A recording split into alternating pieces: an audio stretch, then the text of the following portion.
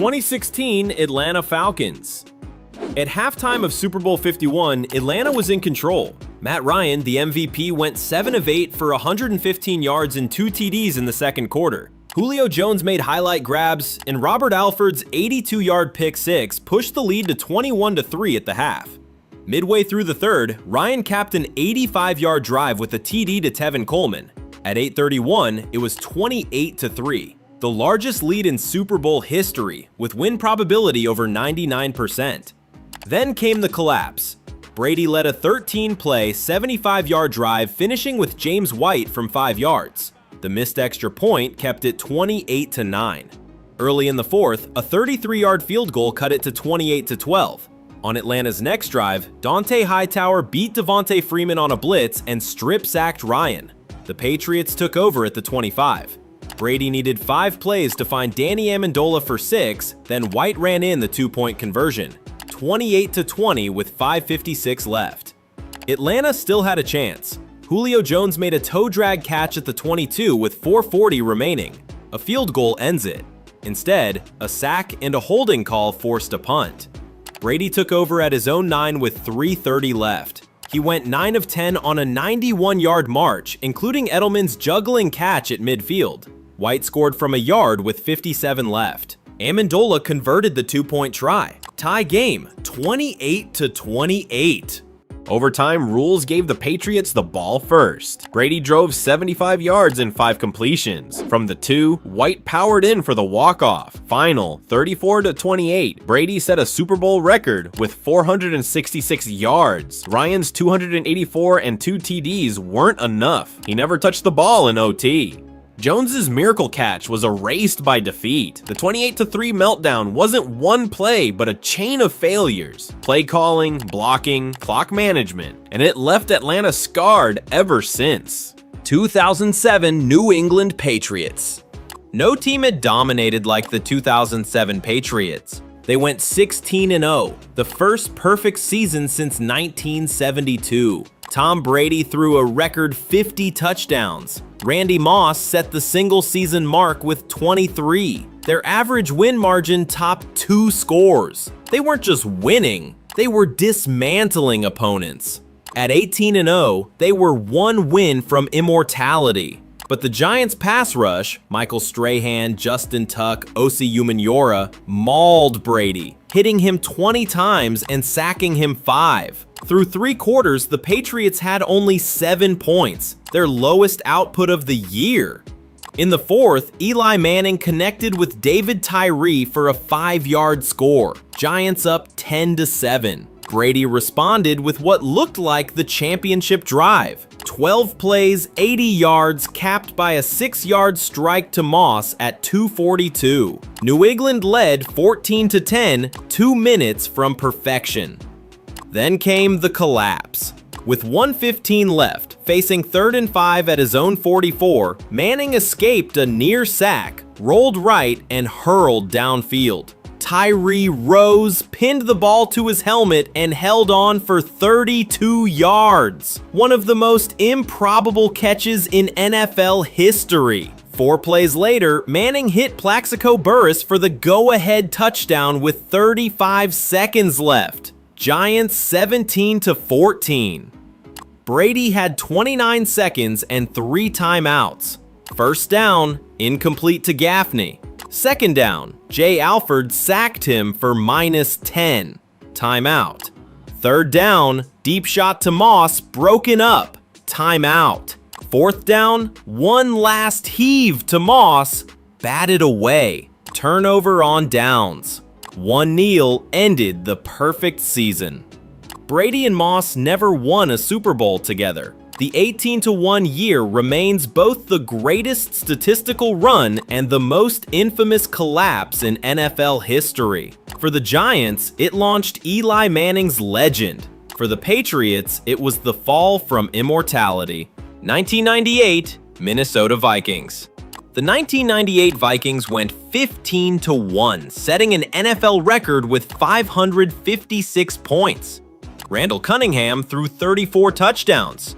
Rookie Randy Moss posted 1,313 yards and 17 scores. Chris Carter added 12 more.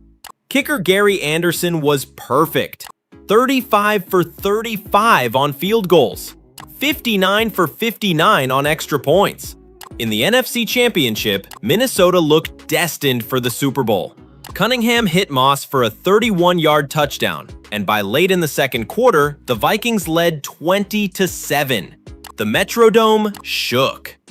The first crack came with 1:14 left in the half, when Cunningham was strip-sacked at his own 14. Chris Chandler immediately found Terrence Mathis for a touchdown. Instead of 20-7, it was 20-14. In the third, Robert Smith's rushing score stretched it to 27-14, but Atlanta answered with a 70-yard drive and another Chandler touchdown, 27-20 entering the fourth. Mortgage's offense stalled. With 8:12 left, Morton Anderson missed a 38-yarder wide right, but the Vikings still held the lead. Then came the defining moment. With 2:07 left, Gary Anderson lined up from 38 yards. He hadn't missed all season. 35 straight. A make meant the Super Bowl. He missed wide left. Atlanta capitalized, driving 71 yards in 8 plays. Chandler to Mathis tied it 27-27 with 57 seconds left. With 2 timeouts, Minnesota had a chance but chose to kneel. The league's most explosive offense played for overtime. In OT, after punts both ways, Atlanta started at its own 39. Chandler hit O.J. Santiago for 26, Jamal Anderson added 13, and Morton Anderson redeemed himself from 38. Final 30-27. Falcons to the Super Bowl. Minnesota's dream dead. The fallout was brutal. Moss and Carter kept producing, but the Vikings never returned to the Super Bowl. Gary Anderson's miss remains infamous. Dennis Green's decision to kneel is still second-guessed. It wasn't just one play. It was a slow bleed. Turnovers, missed chances, and conservative calls. The NFL's most powerful offense collapsed when it mattered most. 2015 Carolina Panthers. The Carolina Panthers came out of nowhere in 2015. The year before, they went 7-8-1. One season later, they finished 15-1, the best record in football. Cam Newton accounted for 45 touchdowns, won MVP, and looked like the face of the league. Their defense, led by Luke Kuechly, Josh Norman, and Thomas Davis, dominated. They rolled through Seattle and crushed. Arizona entering Super Bowl 50 as heavy favorites. From the start, Denver smothered them. On Carolina's second possession, 3rd and 10 at their own 15, Von Miller blew past Mike Remmers and stripped Newton. Malik Jackson fell on the ball in the end zone. Broncos 10-0 before Carolina had a first down. Carolina answered with a Graham Gano field goal and a 73-yard drive capped by Jonathan Stewart's leap. At 10-7, they were back in it, but Denver kept control. Brandon McManus hit from 34 and 33, pushing it to 16-7 at halftime. Manning had just 141 passing yards, no touchdowns, but Denver's defense made the difference. In the third, Gano's 44-yarder cut it to 16-10. Another chance, but Newton was picked off by TJ Ward. Von Miller hit him again the next series. Drops piled up. The NFL's best offense was unraveling. Down 16-10 with 4 minutes left. Carolina still had the ball. On 3rd and 9, Miller stripped Newton again, his second of the night. Ward recovered at the 4, and CJ Anderson scored 2 plays later. Broncos 24-10. That was the kill shot. Newton finished 18 of 41 for 265 yards, no touchdowns, 3 turnovers. He was sacked 7 times and hit 13. Carolina never scored again after the 11-minute mark of the third. The collapse didn't end that night. Newton's post-game press conference, slouched in a hoodie, 2-word answers, then walking out, became infamous. His MVP season proved to be his peak. The next year, they fell to 6-10. Within 4 seasons, Newton, Kuechly, Norman, and Rivera were all gone. The 2015 Panthers looked like the NFL's next great power, but in one night, they were stripped, smothered, and broken. A one-year phenomenon swallowed whole.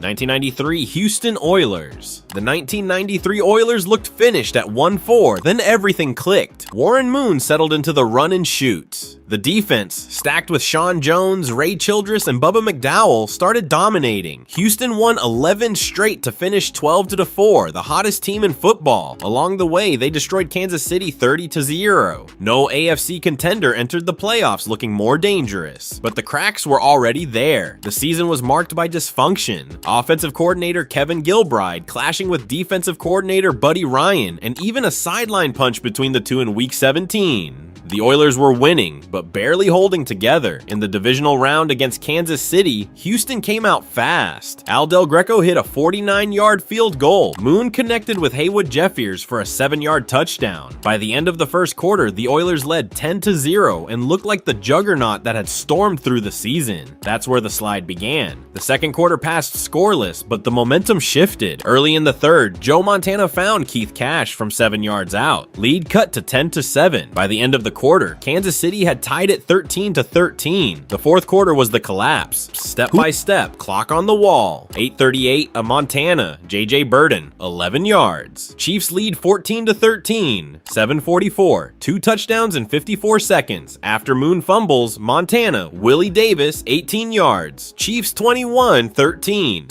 3:35, Moon, Ernest Givens, 7 yards. Oilers pull to 21-20.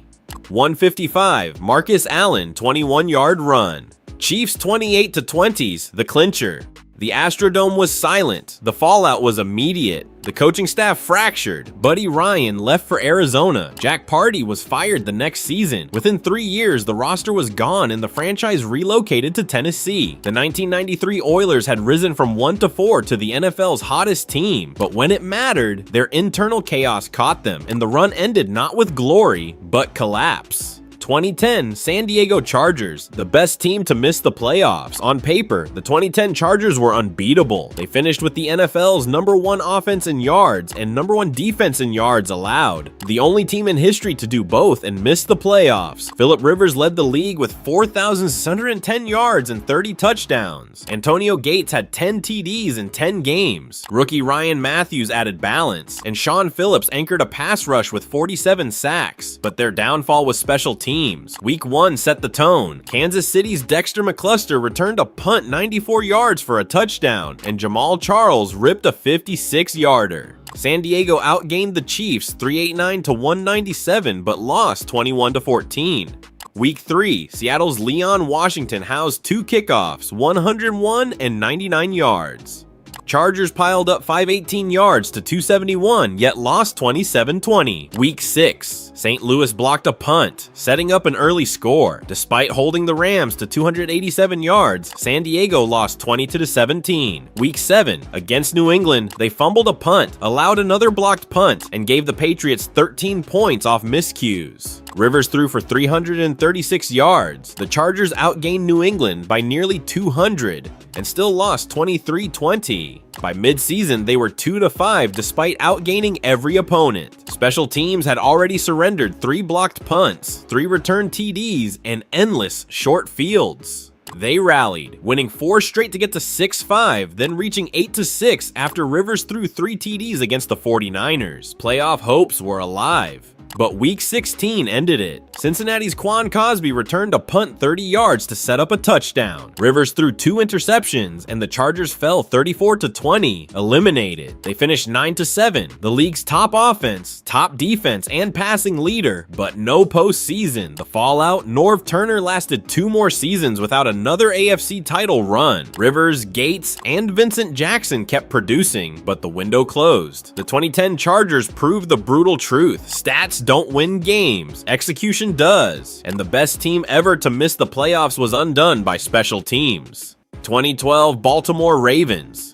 The 2012 Ravens opened 9-2 with Joe Flacco hitting deep shots to Torrey Smith, Ray Rice powering the ground game, and Ray Lewis still anchoring the defense. By late November, they looked like one of the AFC's safest bets. Then came a 3-game skid, their first in 4 years. Week 13 versus Steelers, Charlie Batch at QB. Up 20-13 in the fourth, Baltimore gave up a tying TD to Heath Miller and lost on a last-second field goal, 23-20. Week 14 versus Washington, ahead 28-20 late. They surrendered a Kirk Cousins-led drive after Robert Griffin III went down. In overtime, a 64-yard punt return set up Washington's winning kick. 31-28, Week 15 versus Denver. At home, they were dominated. Peyton Manning threw for 204 yards, Noshawn Moreno ran for 118, and Chris Harris Jr. returned a 98-yard pick six. Denver led 31-3 at one point, winning 34-17. Baltimore was 9-5, its division lead shrinking. The defense looked old, the offense stagnant. John Harbaugh even fired OC Cam Cameron after the Denver loss. But unlike other collapses, this one didn't finish them. The Ravens steadied, beat the Giants and Colts, then launched a playoff run for the ages. They shocked Denver in double OT with the mile-high miracle, beat New England in Foxborough, and won Super Bowl 47 over San Francisco. The 2012 Ravens nearly collapsed in December, but in January they finished as champions. 2023 Philadelphia Eagles. The 2023 Eagles started like champions. Coming off a narrow Super Bowl loss, they returned with one of the NFL's deepest rosters. Jalen Hurts ran the league's best offensive line, with A.J. Brown and Devonta Smith stretching defenses. Rookie Jalen Carter strengthened the front. By Week 12, they were 10-1, holding the NFC's best record and looked bound for another title run. Then came the collapse. Week 13 versus San Francisco gave up 456 yards in a 42-19 home loss, surrendering 8.2 yards per play. Hurts managed 298 yards and a touchdown. Week 14 at Dallas, Cowboys rolled for 394 yards. Hurts was sacked 3 times. Eagles routed 33-13 from 10-1 to 10-3. Week 15 at Seattle, Geno Smith, returning from injury, hit Jackson Smith and Jigba for the winning 29-yard TD with 28 left.